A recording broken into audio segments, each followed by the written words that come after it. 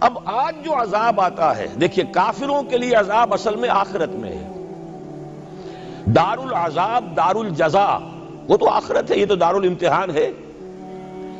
اب جو عذاب آتا ہے وہ اس قوم پر جو ہو تو حامل کتاب الہی، شریعت خدا بندی کی کسٹوڈین، اللہ کے رسول کی نام لیوا، اس کے ساتھ عشق کا دعویٰ کرنے والی، عمل اس کے برعکس ہو۔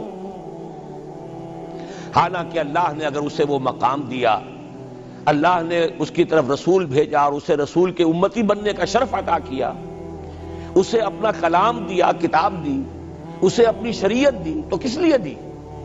تاکہ اس پر خود بھی عمل کریں، اسے دوسروں تک بھی پہنچائیں۔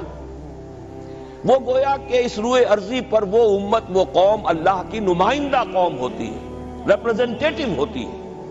اے انسانوں، ہمارے پاس ہے تمہارے خالق اور مالک اور پروردگار کا قانون، ہمارے پاس ہے اس کی ہدایت، ہمارے پاس ہے اس کی کتاب، ہمارے پاس ہے اس کے رسول کا اسوہ۔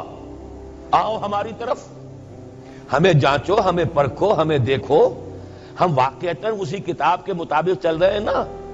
دیکھ لو، ہم جو کہتے ہیں وہی کرتے ہیں نا؟ وہی بات تو نہیں ہے کہ لما تقولون ما لا تفعلون، کبر مقتا عند اللہ ان تقولوا ما لا تفعلون۔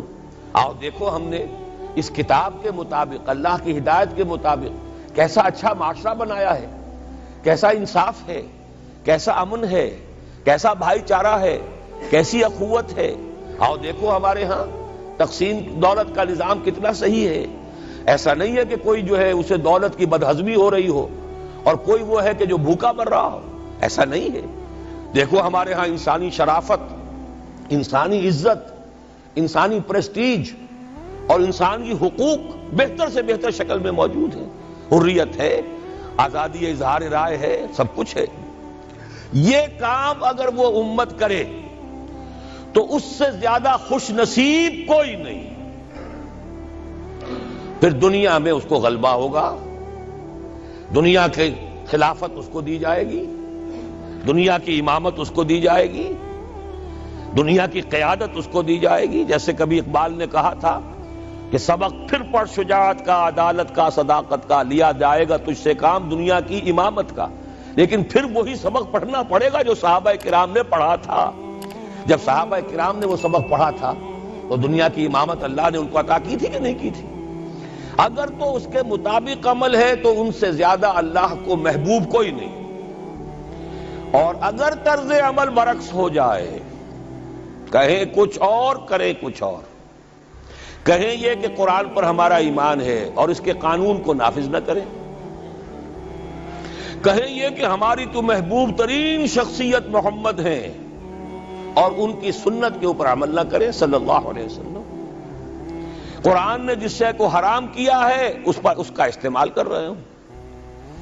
اگر طرز عمل یہ ہو اور یہ طرز عمل اس حد کو پہنچ جائے کہ دنیا تانے دے، یہ مسلمان کہاں اسلام؟ دنیا میں ہمیں دکھاؤ، کہاں اسلام؟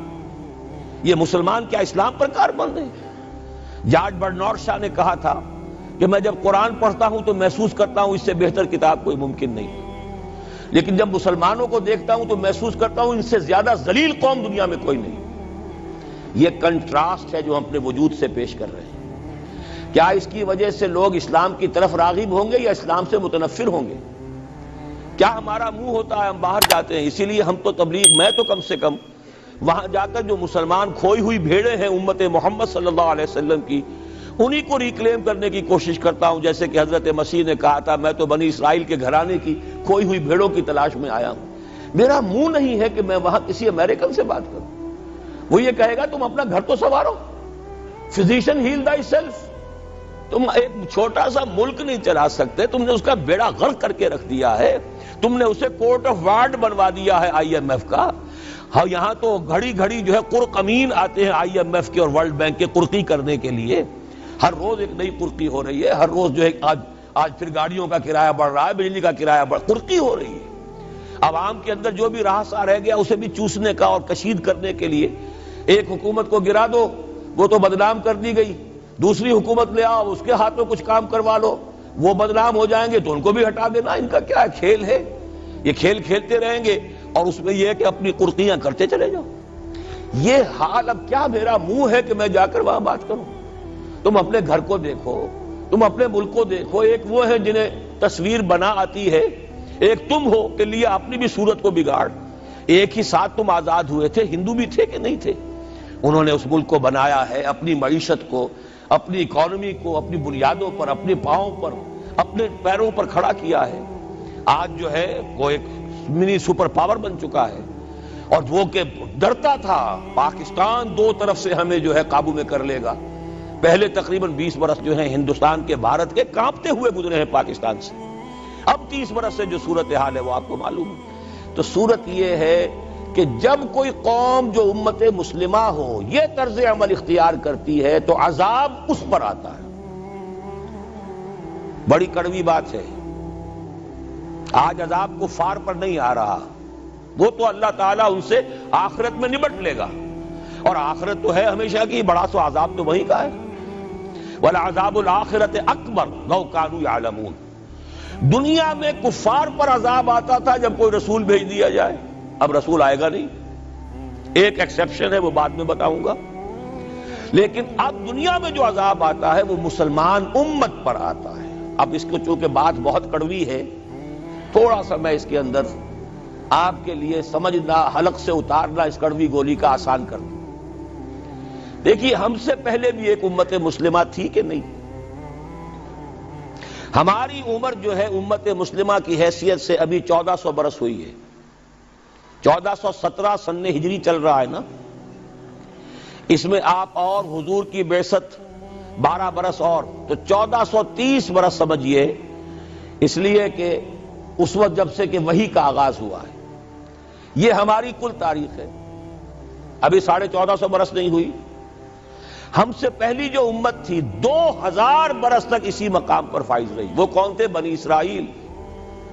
وہ موسیٰ کے امتی تھے، ہم محمد کے امتی ہیں علی نبینا علیہ الصلوۃ والسلام. انہیں تورات دی گئی تھی، ہمیں قرآن دیا گیا ہے. نبی ہونے کے اعتبار سے افضل ترین نبی، رسول ہونے کے اعتبار سے اکمل ترین رسول، کتاب ہدایت ہونے کے اعتبار سے جامع ترین کتاب، نوع انسان را پیام آخری، حامل او رحمت للعالمین. یہ اپنی جگہ تقابل ہے، لیکن ایک اور اعتبار سے دیکھیے، عمر اس کی طویل تھی 2000 برس، ہماری ابھی 1400 برس ہوئی. اور دوسری بات، اس امت میں 1400 برس تک کوئی وقت ایسا نہیں گزرا کہ کوئی نبی موجود نہ ہو. سینکڑوں نبی آئے.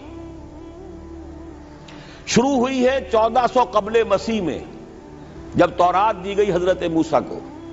اور آپ کو معلوم ہے اس وقت 2 رسول تھے، موسیٰ بھی اور ہارون بھی علیہ الصلوۃ والسلام. پھر حضور کی حدیث بخاری شریف میں موجود ہے، کانت بنو اسرائیل تسوسہم الانبیاء کلما ہلک نبی خلفہ نبی. بنی اسرائیل کی سیاست اور حکومت جو ہے انبیاء کے ہاتھ میں ہوتی تھی. جب بھی کوئی نبی فوت ہوتا تھا دوسرا نبی اس کا قائم مقام، اس کا جانشین ہو جاتا تھا. جیسے داؤد کے بیٹے سلیمان. آخری جو نبی آئے ان کے ہاں وہ حضرت مسیح، اور ان کے ہم عصر حضرت یحییٰ علیہ الصلوۃ والسلام. تو یوں سمجھیے 2 سے شروع ہوا، 2 پر ختم ہوا.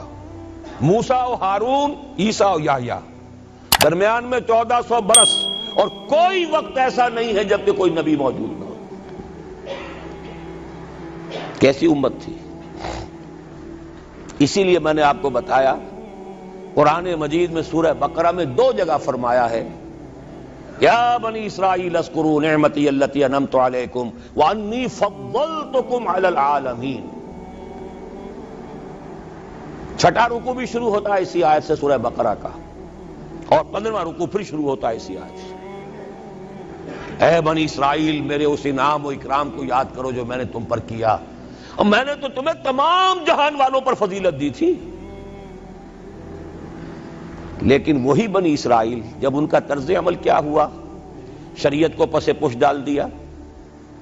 نبذ فریق من الذین اوتوا الکتاب کتاب اللہ وراء ظہورہم مثل الذین حملوا التوراۃ ثم لم يحملوها كمثل الحمار يحمل اسفارا.